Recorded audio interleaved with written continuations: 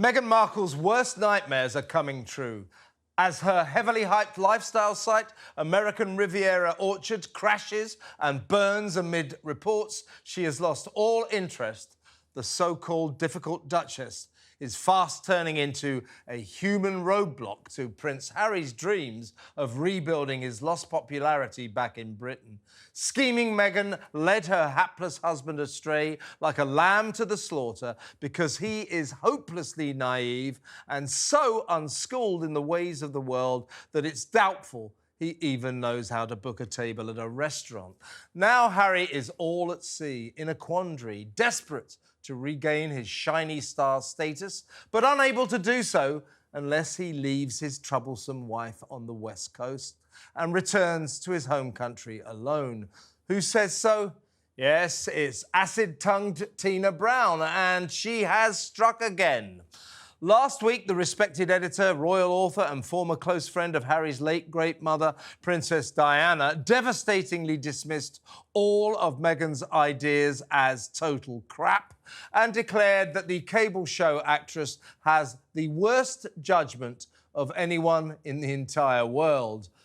Tina didn't actually mention American Riviera Orchard, but launched 8 months ago and still nowhere near opening for business.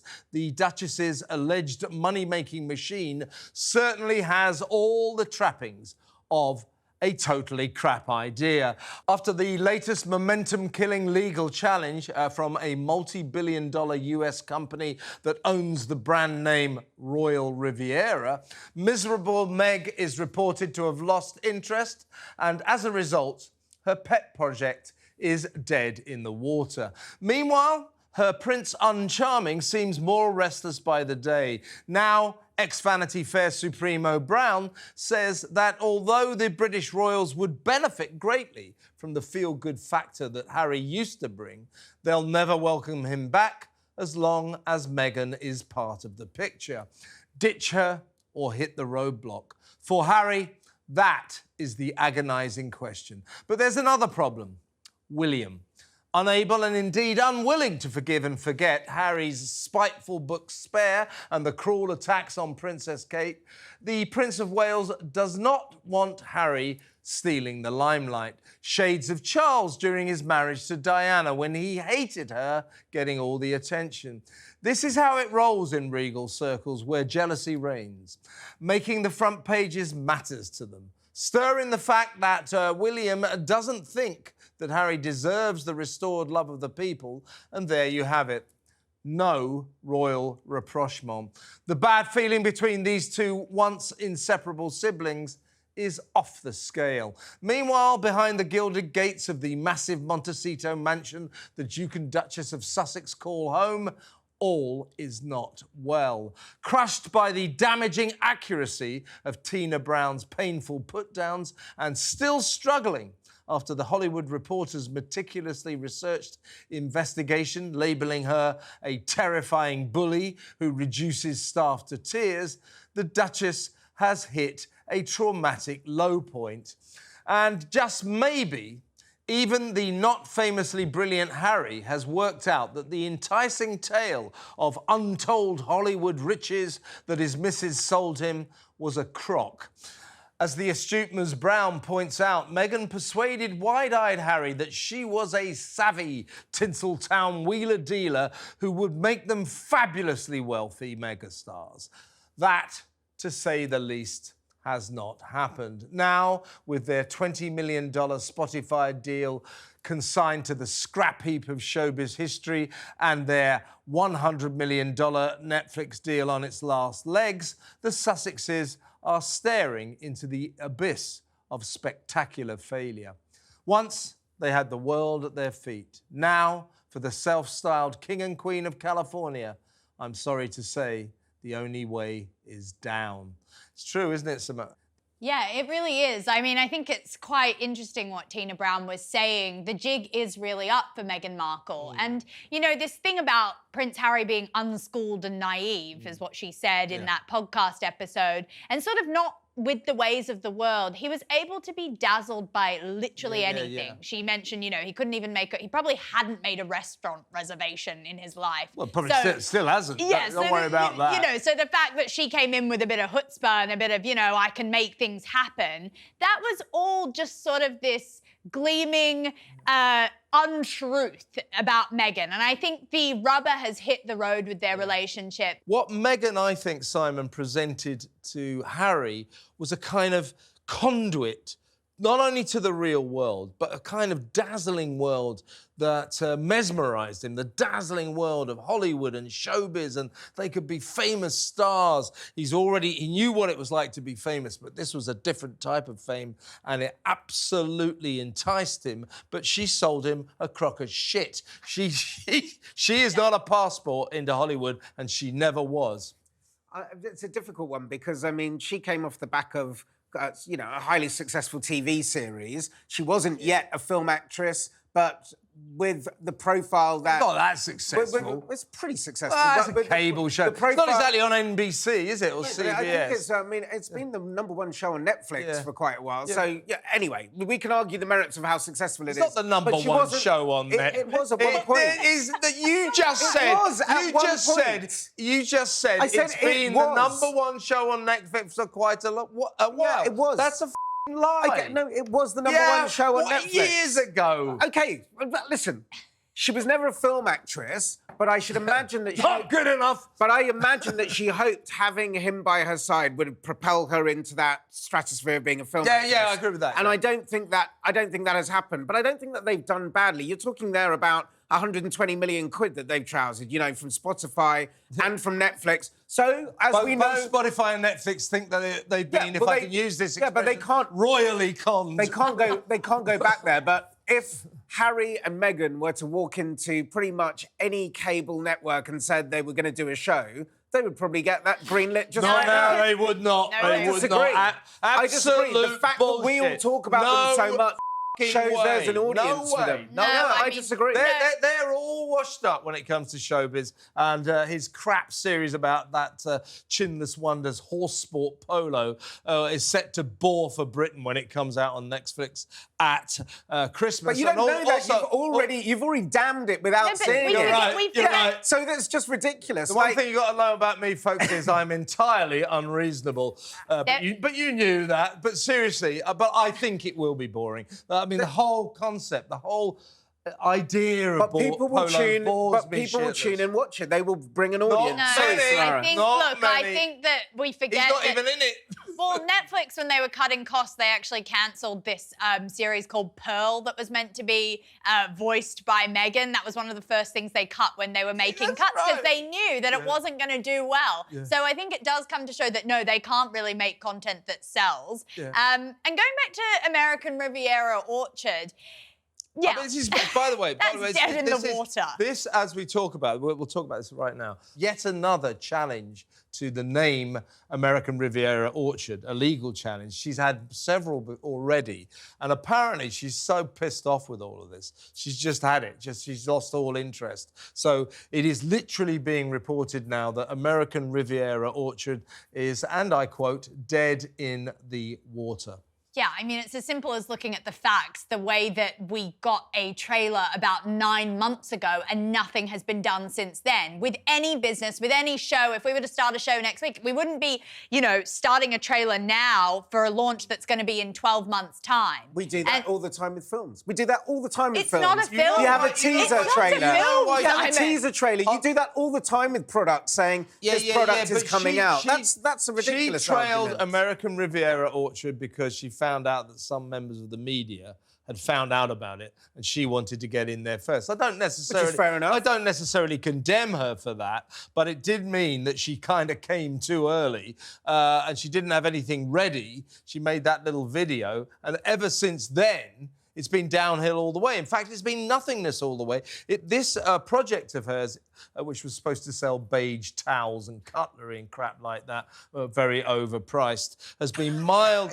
Which you don't know because it never launched, so you don't know how much the stuff costs. I told you, Simon, I'm always unreasonable. Go on. No, but it would be expensive. It wouldn't be cheap. However, ever since she announced it's been mired in legal wrangling, because all these people keep coming in and saying, well, we've got that name. You can't have that paint. In fact, the trademark association in America said you can't use American Riviera Orchard because it's geographical and it's too vague. Now you've got big companies and saying, we've already got Royal Riviera. So it's just shitsville all the way. It's a massive failure.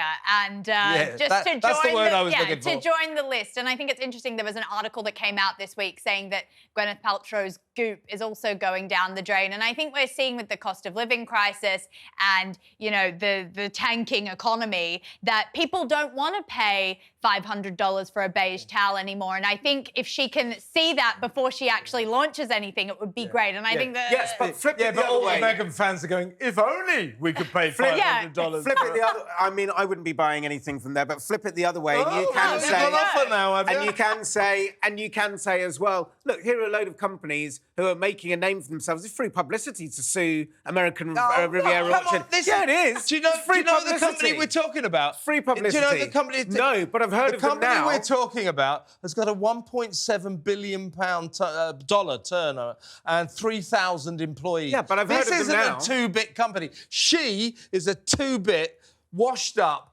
cable show actress this is just whose project... Bitterness and sanctimonious bile. It's not bitterness, it's a fact. It is. OK, folks, here comes an announcement. I'm going to take this very seriously.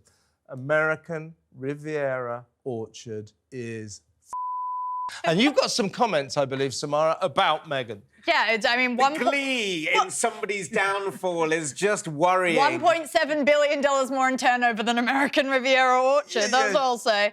Yeah. Resna has said, Tina Brown, thank you for saying the truth. This should finish Harry and Meghan. All over the world, we know that these two are full of crap. It's over. They're lazy, they're drifters, they're shameless, and not worthy of being called royals. Resna, you are right. You got some more? Catwoman has said Markle isn't a good actress. Didn't she only get hot take? Hot take. Didn't she only get the part because of her husband?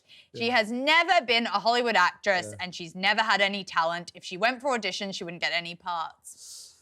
So says Catwoman 7462. Catwoman sounds like a very wise... Cats are very smart animals. Yeah, this is just the hit the nail on the head. This is just the ramblings of a jealous minority who have nothing better to do. Stop being so rude about our viewers. Well, they're being rude about somebody they don't even know. It's ridiculous. Well, you don't know them either. Why do you have the right to be rude about... Why do they have the right to our audience? Don't listen to the village idiot, everybody. If you want to sit there spewing this sort of bile and hate, go ahead. What a waste of time. Don't spew hate. What's wrong with hate, by the way? I hate the way people have a go at hate. It's my favourite emotion. I hate the way people have a go at hate. Yeah. Oh, my God. Hate. Let's get more hate in the world. Let's make hate, not love. Hazel has said, Meghan and Harry conned the UK out of $41 million for a fake wedding. A wedding a wedding they said they hated and that they were already married. So all the thousands that stood for hours, travelled from afar to cheer and wave and wish them well were all conned. I'm so angry. Pay the money back, you grifters. I mean, it's about 5 years ago and she's still angry. Yeah, but when they said... When they said they said, actually, I mean, that was such a shitty thing to do. We actually got married secretly beforehand, so there. And then the Archbishop of Canterbury actually tied the knot for us. He conducted the ceremony. One day later, the Archbishop of Canterbury, no, I didn't. So, Meghan, you were lying, weren't you? Yeah. One more comment, I believe. Is Tiger, it a positive one? Let's hope not. There's not much positive to say, Simon. Yeah. Tiger has said the problem Meghan has is that she's not as bright as she thinks she is. Yeah, exactly. With the amount of money she has, she should have had success by now, but she is her own worst enemy. The only thing left for her is a divorce from Harry and then selling her book and the inevitable reality of a TV show of life after Harry. Brilliant, brilliant. Yeah, that's really she good will comment. sell her story one day. I don't think there's any doubt about that. And remember, Simon, Yes. you've got to eliminate the positive and accentuate the negative. I always go by the words of that famous old song. Time for a bad ad. This is not another one of these. At the Pasha Snoring and Sinus Center, we provide real solutions for snorers and alternatives to CPAP machines for sleep apnea. Call 713-523-8800 or log on to pashamd.com to schedule an appointment so you can breathe freely day and night. What the hell is going on there? She's electrocuting him. She's electrocuting him. Yeah. And I need one of those. Is he just snoring, or were there Poor other guy's noises? The poor guy's snoring and suffering from sleep apnea, which I think is when you stop breathing, isn't it? Because you're snoring so bad. Yeah. And it's not enough. That's not enough. She feels the need So to electrocute what would be a him good as well. one to sort of if you kind of adjusted that device? You know, you had somebody's your partner really was a very loud snorer, and you could sort of put so many volts in them, and be like the electric chair and kill them. Yeah. Because that would stop them. I've got a feeling Mrs. O'Sullivan is on the phone now to Pasha as we speak. I was going to say, order me one too. My partner could It's true, actually. I only snore when I drink, so I snore every night. Let's go to some real ads.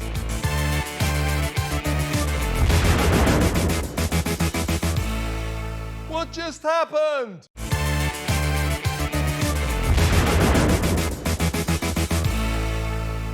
He's mad as hell. It's Kevin O'Sullivan.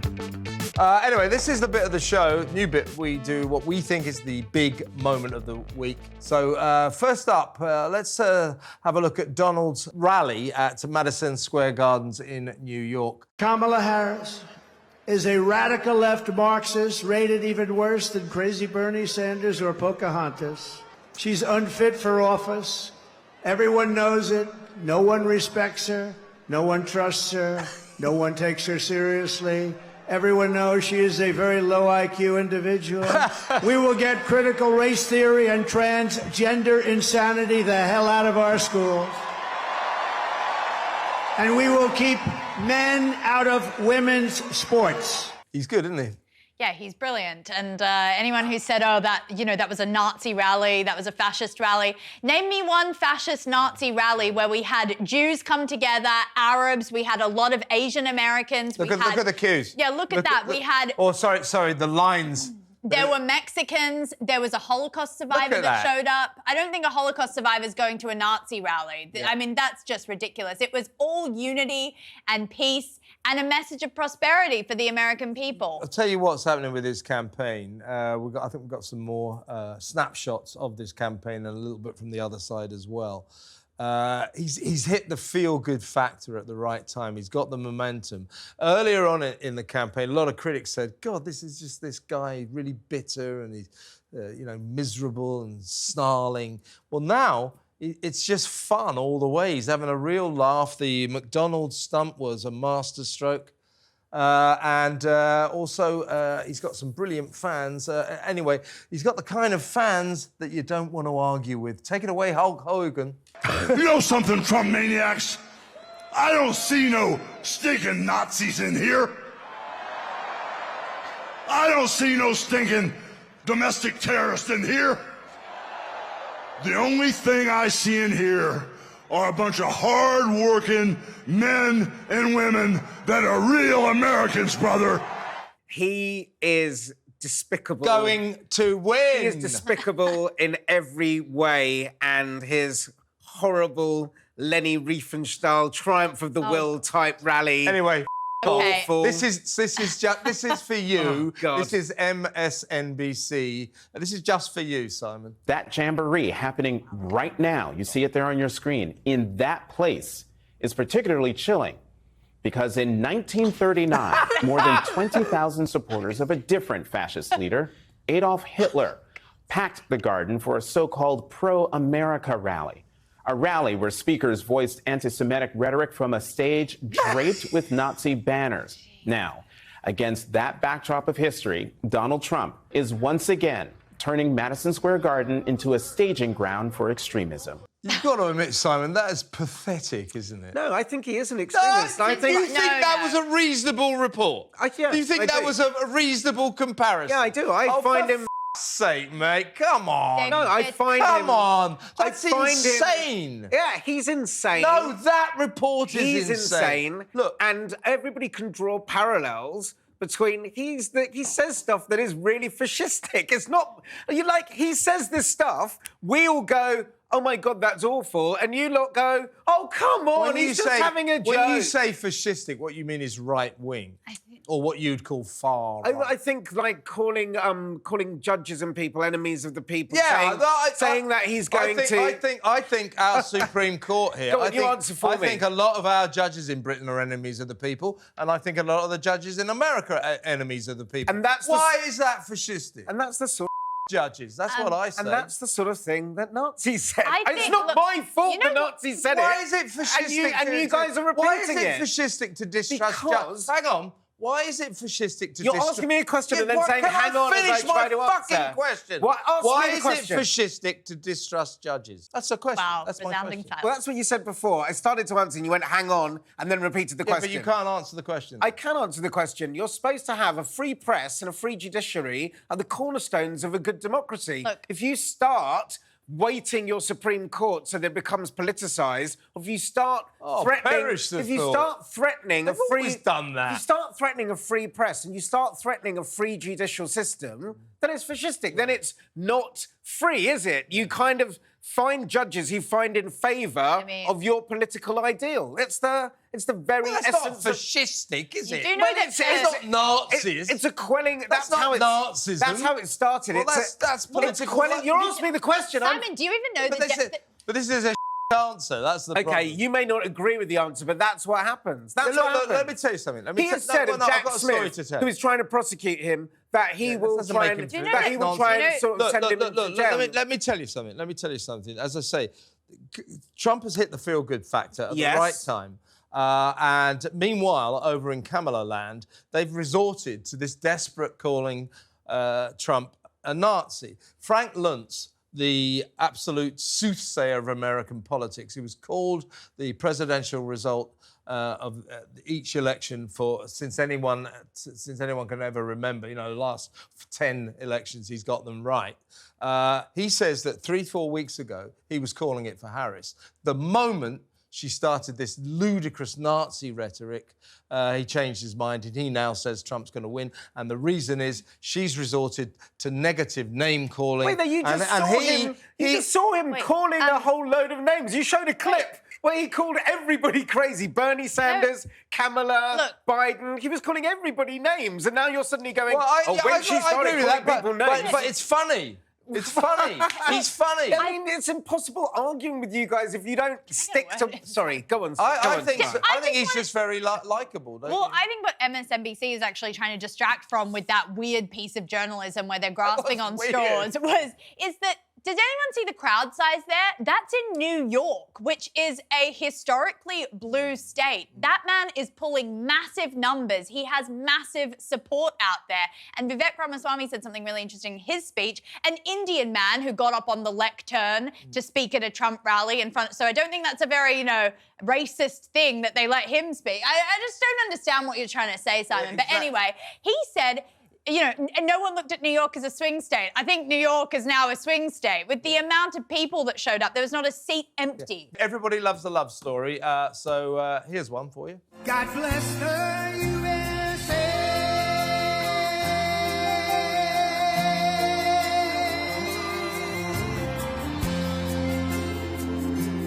True romance. And you call Meghan a gold digger. True romance. Samara, do you believe that Melania?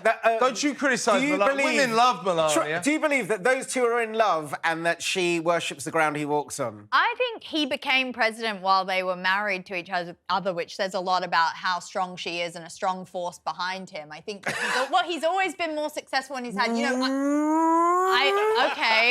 a lot of marriages really suffer under presidencies, and Michelle Obama famously has come out and said, you know, I was begging Barack, no, please not a second term, please not a second term. They all don't. It's a very hard job to be the first but I'm lady. just saying, if you can do that, it throws everything else that you're seeing. Barack Obama always advised, always told the Democrats, you put Kamala Harris in and we lose. Barack Obama wanted to keep Joe Biden. I think he was wrong about that. And, of course, Barack Obama is married to the most overrated woman in America. So the idea that she could have So much so that Melania has to copy her speeches. But anyway, you know about showbiz, about how to work a... Yeah, but, Wait a second. Well, no, I'm setting something up. Come on, then. Do your joke. You know about... It's not a joke. Okay. Well, it kind of is. Showbiz, all about how to work a crowd, you know, to whip them up and keep them enthralled. This is a textbook lesson in how to kill a crowd stone dead. Watch this. You like this kind of stuff?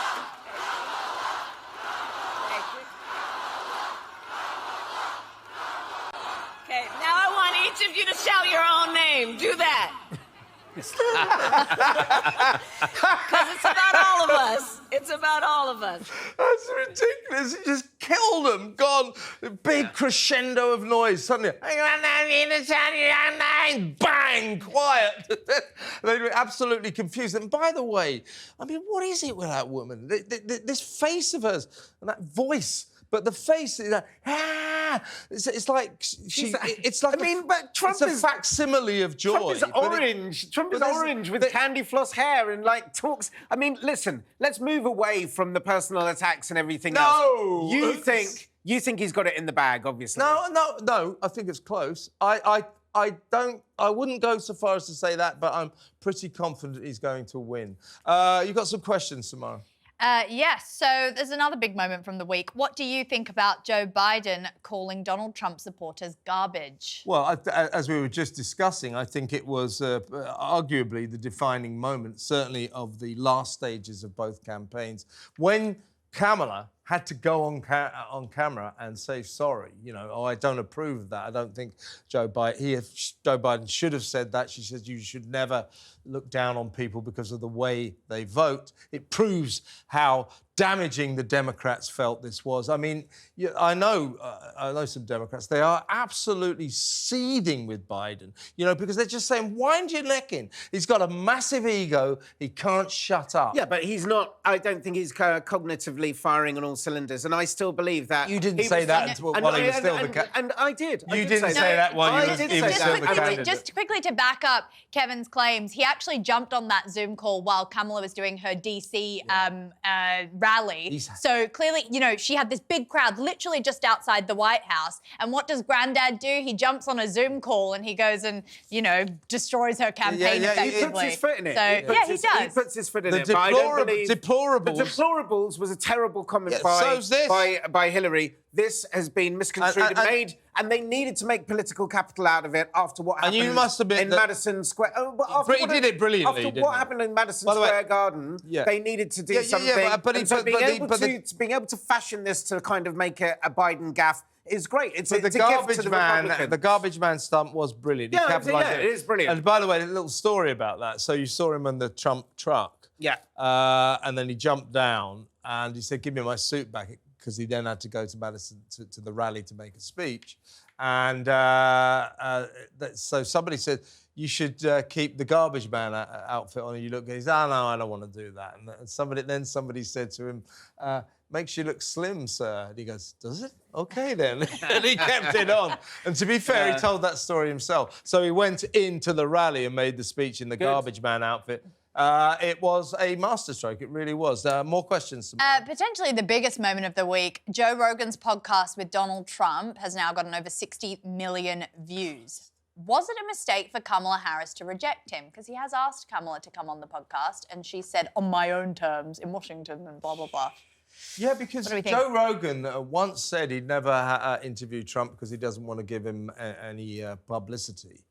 He doesn't like Trump, technically, but he did that sprawling podcast. I mean, I tried to watch it. I mean, I gave up after about 30 minutes. I think it went on for 3 hours. I loved it. I listened It to it. goes on and on and on.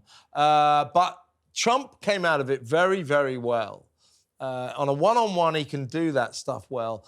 Kamala Harris rejected it because clearly she has at long last realised she's crap at that sort of thing. I mean, Christ's sake, we've got a woman who wants to be the most powerful person on the face of the planet, who wants to be the president of the United States of America, saying, you know, my weakness is I can't think on my feet. But Give it's me a break. Yeah, it's hilarious. She went on another podcast and said, I'm working 14-hour days. It's really tough. Oh, so you get up at 7 and you go to bed at 9. Okay, like, I don't understand. You're just not showing the work ethic that we need. No, it's I true. work 14-hour days. I know, I think we all do here I in the work media. 14-hour days. Yeah, But to go back to the Joe... That was her excuse. But to go back to the Joe Rogan thing, Yeah, so just let me quickly. I think it's bad that she didn't do it. I think it's kind of, for anyone else, I'd say it's a mistake.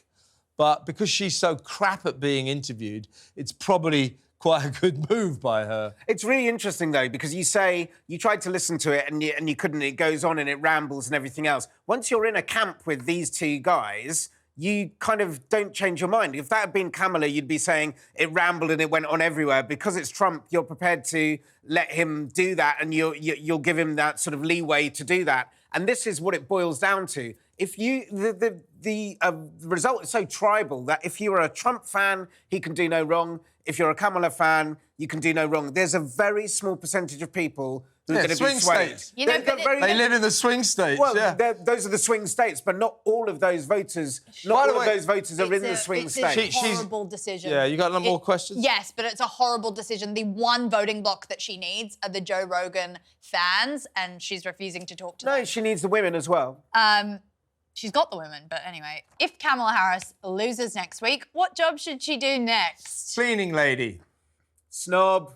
Yeah, I said that last week, didn't I? Yeah. Nothing wrong with cleaning I'd like ladies. her to be the UK ambassador to England for the American ambassador to the UK. Yeah, Donald's likely to give her that that's job, what I'd isn't like, he? yeah, Yes. yeah. Actually, let's think about this seriously. What should she do? Gig on SNL, probably. I know, she should be a ventriloquist. Do that haze like that. Yeah, she's... But basically, just off, eh?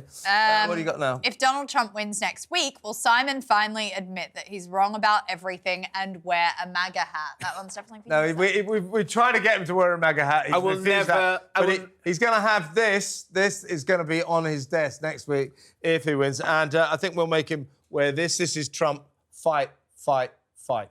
I'll do the mug and I'll do the badge. And but if Kamala wins, will you wear a Black Lives Matter T-shirt? No, because but you mean buy larger mansions. That's what BLM stands for. No, I won't do that because that is a disgusting organisation. And I won't wear the hat. Frauds, but I'll wear some Kamala stuff if you like. I'll do that. Fair play. That's Should we shake hands on that? Okay. You could get a sex change, Kevin. Time for a bad ad, I think. Hi, I'm Hunter Ellis. Now you too can experience super hearing with Magic Ear by Atomic Beam. It can hear a pin drop from 100 feet away. No more embarrassing complaints as you watch TV. Please turn that down. You can adjust the volume for your personal listening. With Magic Ear, you don't have to turn up the volume or ask anyone to repeat themselves. This state-of-the-art breakthrough lets you adjust volume to hear better than anyone in the room. You can even hear a whisper 100 feet away. Have you seen Dawn? She looks amazing. And pick up sounds you'd never hear. It's hard to hear in the backseat of a car. Are you okay? I can't hear you back here. Now sit back and talk comfortably. Can you hear me back there? Loud and clear. Correct me if I'm wrong, but is that what some people call a hearing aid? Yeah. That's it, isn't it? Yeah, I think it is. I think it is. Yeah, I've heard about those things. I think they're called hearing aids. That scene of her at a party, I think ignorance is bliss. I wouldn't want to know what someone's saying about 100 yards away from me. So you walk in wearing your Overhearing magic here. You walk into a party, someone on the other side of the room. Oh, look, it's that. I don't like this. Yeah. Time now for some real ads.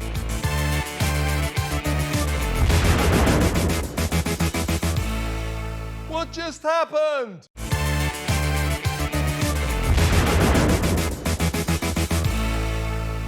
He's mad as hell. It's Kevin O'Sullivan. Welcome back to What Just Happened, special edition ahead of the American presidential election. Trump. We're all three of us here are big Trump fans.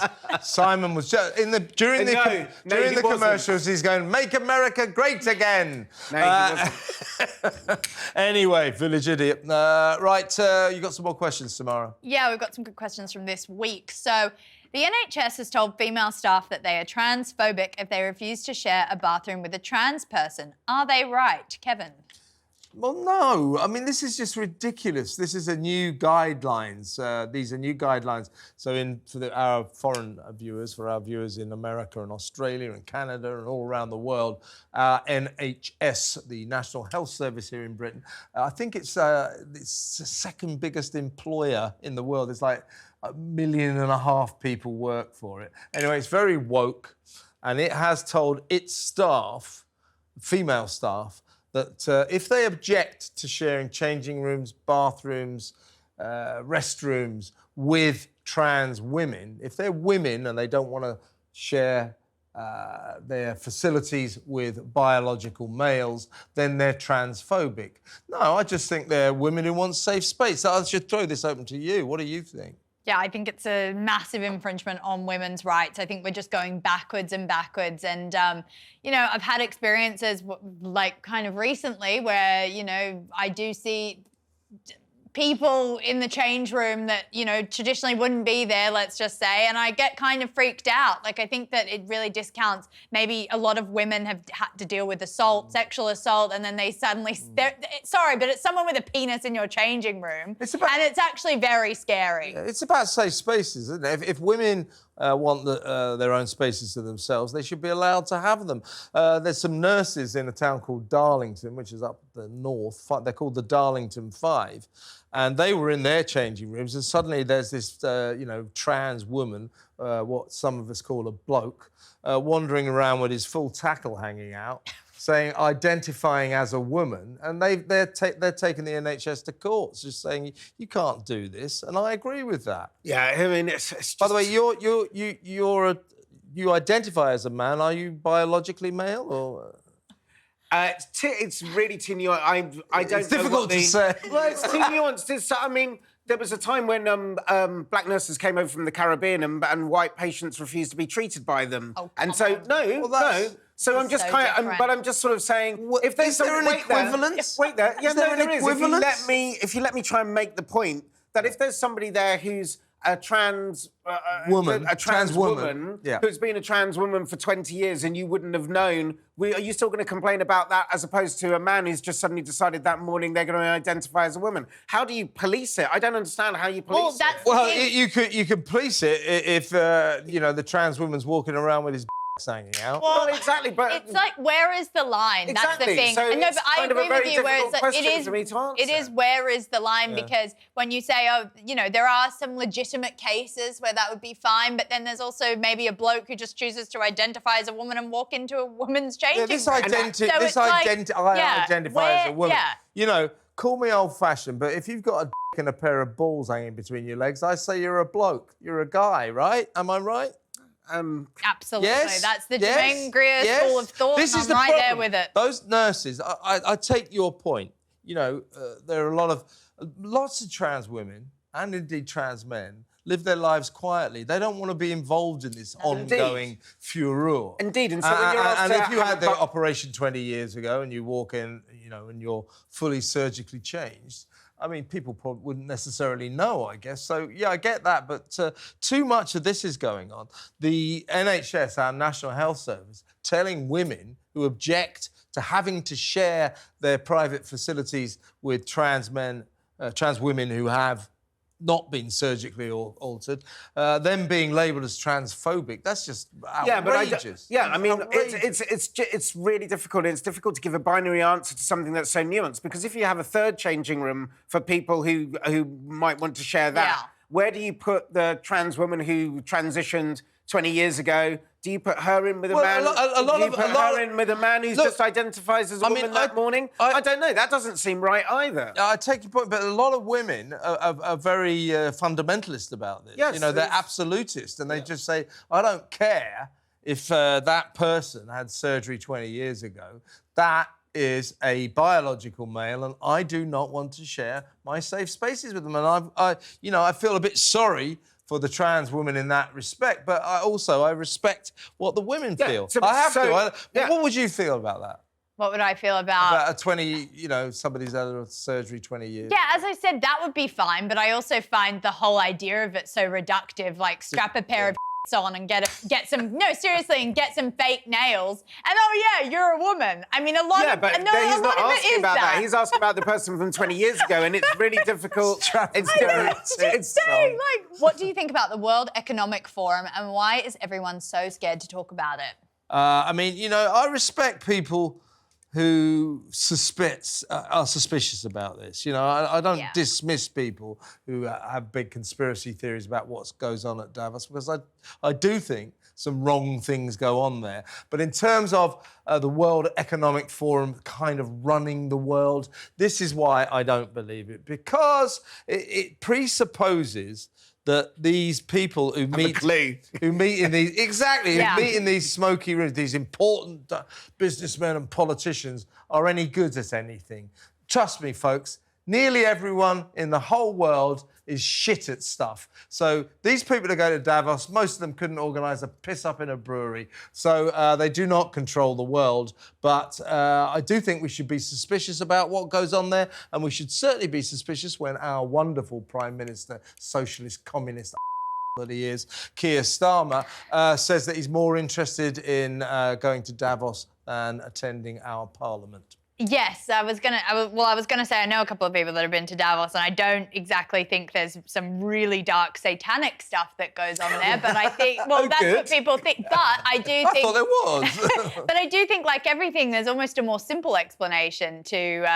If we just look at the facts, we can see that it's a lot of powerful businessmen and world leaders that do come together, and they do sort of try and scheme about things and predict things. But that's their nature. Yeah. I think that in any gathering where powerful people are there will be deals done in front. There'll be deals done in at the table, and there'll be deals done in side rooms. And I think that's the nature of any group of like-minded people. So if a bunch of alien shapeshifters get together and decide that they're going to do it and sacrifice a baby, drink the blood of virgins, hey, knock yourselves out. But that's the thing. This is the final point about the World Economic Forum. If you're suspicious of it, I respect that. If you feel decisions are being made that are nothing to do with democracy, I think there may well be something in that. But if you think that those people who attend that forum somehow are brilliant and can control the world, think again, because they're like everyone else. They're at everything. Most people are just crap.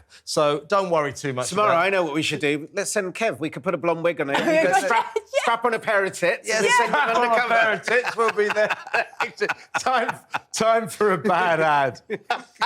Introducing Perfect Smile, the amazing removable veneer that instantly gives you the look of perfect teeth you'll be proud to smile about. Perfect Smile fits right over your existing teeth, so you can always put your best face forward.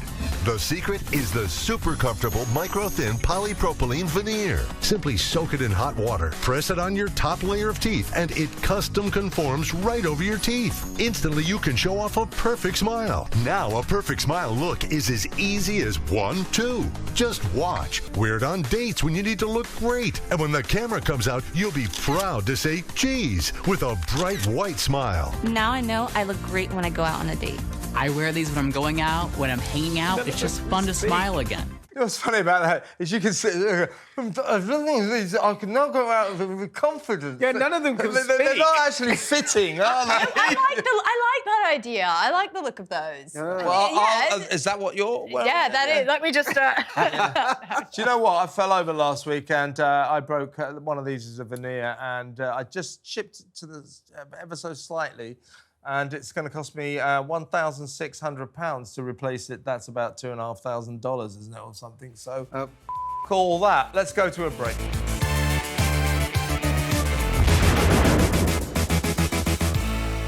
What just happened?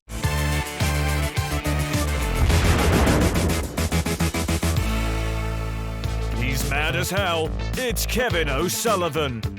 So this is the complaints department where all of your messages come into play. Thank you once again for sending them. They're a really important part of the show and we try to read out as many of them as we can. So here goes. Ladies first. Go on, Simon. I like Simon, says PS Testing 321. I never agree with him, but he is a good sport. Samara. Alan has said, why can't I stand Simon? How long you got? From Meghan being the best mother, wife and entrepreneur to Kamala having an infectious laugh. Remind me of why he's on here. Why? Actually, do you think Kamala has an infectious No, you laugh? have to remember that some of the people who leave comments aren't all there. I just Look, say you're having a go. Don't have a go at our audience. Some of them. I'm saying some of them. These are great. These are great people. Leave them alone. That person doesn't listen They're to what I watching said. our show. I said laughter is contagious. Not Kamala has a great laugh. Basically her laughter the is same thing. contagious. Laughter is contagious. Same That's why thing. the people behind were laughing. I'll tell you, her ridiculous policies are contagious. OK. Let's have another message, Simon. Paulette Ball says, I think Simon is lovely, even though I don't always agree with his view. He has a lovely smile. That's because I'm wearing the teeth. Yeah, you get that. What have you got? Have you got another one, Samara?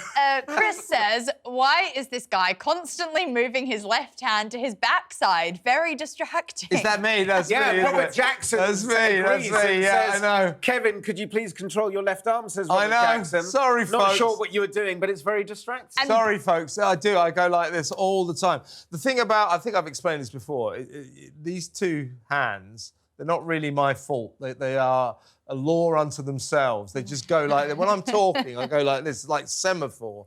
And apparently, people who do that, who are very demonstrative when they talk, so I do. I go, you know, what about this? Apparently, that is a yearning to communicate. Oh, there we go. There you go. So, Narelle... it falls into big silence, no communication. Narelle has said, love Kevin, no messing about, blunt and to the point. Well done, Tina. Samara Gill is fabulous, very blunt and to the point again. As an Aussie, well done. Oh, thanks, Narelle. Sometimes thank you. Thank you very much. Whereas very Colin good. Yates says, Kevin O'Sullivan, dipstick, batshit, loony. She's also his Tinder profile. Say that again. Dipstick, batshit, loony. For your Twitter bio. Colin Yates. I think the problem with that dismissal of my personality is it might be disarmingly accurate. What have you got, Samara? Max says, Simon needs to stop gaslighting so much before Ofcom steps in. He's ridiculous. For Simon to say the public is unhinged is laughable. Don't know when I said that. When was the last time he truly listened to the unhinged crap he spews? I have to listen to it every day, mate. All day and every day. Every day. It's a trial. It certainly Scourge is. of your life. A blessing and a curse. Must be shit being you, having to listen to yourself all day. It's awful. Go on, Samara. Lonovan says, sorry, but your two poses are very annoying. Can you either sit still or get a few more ways of sitting? Other than that, I totally agree with what you're saying. Yeah, I've got to do something about it. Yeah, sorry. It's ridiculous, isn't it? Kat Harper says, Simon, the Sussex sycophant, because she can't spell sycophant. The Sussex sycophant makes me throw up in my mouth. He's such a Meghan moron. Where else would you throw up? Yeah, I like that. I've always sort of liked that phrase. Yeah. Kat because Harper. It's so unusual, but... Sussex sycophant. Sycophant. Yeah, good point. Very good point. Good point. Very badly spelt. Oh, look at you, you superior... She should be a cleaner, hey, Kat? Yeah, right. What are you, like kind of a literary genius then? Yes. No, you're not. Me is. Yeah. Sharon says, Simon London isn't making any sense. And then Dean goes, poor Simon, going through life so delusional, must be so difficult. Mega Maga McDonald 2024. Mega Maga McDonald, I like that name. Yeah, well, another put down for you, Simon. What you got now? I've got Helen Leslie, who disagrees. She says, Simon has such a nice face. Wish his brain wasn't so lefty-orientated. Time for a bad ad. When nature calls in the middle of the night, that bathroom light is blinding bright. Don't stumble around in the dark and miss the mark. Now, there's Bowl Light, the new LED motion-activated light that transforms your toilet into a soft and gentle night light. Watch. Just hook Bowl Light onto any toilet. Then select the color you love and let the magic begin. Quite like that. In the dark, motion-activated Bowl Light lights up the night. When you walk away, it turns off automatically. Bathroom light used to wake me up at night. Now with Bowl Light, the soft ambient light lets me see, but it doesn't wake me up. Bowl Light even changes colors: blue, yellow, red, white, green, aqua, purple. It's a rainbow of color to match your mood and decor. They got brown, that colour. Yeah, I think you need brown. I was trying to. I didn't catch the beginning of the advert. I was thinking, well, instead of the, what was it called, the magic bowl or something? Why not just turn the light on? But the light wakes you up, apparently. Yeah. I love capitalism. Yeah. By the way, let's talk about my chipped veneer again. That's how I fell over in the dark. There you go. You need Bowl Aid. I should have got Bowl Aid.